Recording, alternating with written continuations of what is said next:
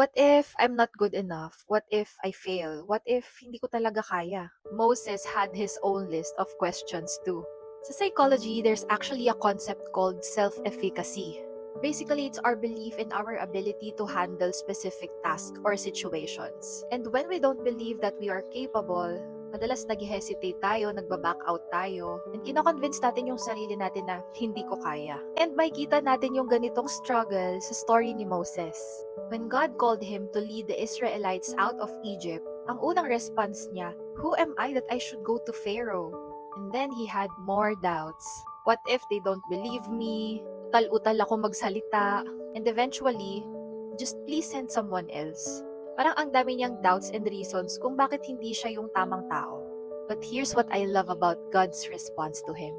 Hindi sinabi ni God, "Moses, you are good enough. Kaya mo yan. You have to believe in yourself." Instead, he said, "I will be with you."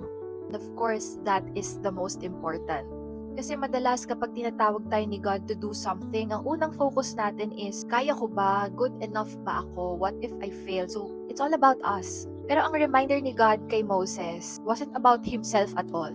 It was about who was going with him. And we know the rest of the story. Nagamit ba naman siya para hatiin yung dagat? Yung Moses na paulit-ulit nagtatanong, ba't ako hindi ko kaya? God still used him as an instrument of many miracles and to lead Israel out of Egypt. So maybe you've been telling yourself, hindi ako ready, hindi ako good enough. My encouragement today is not to fix your eyes to yourself. Kasi we will never be perfect.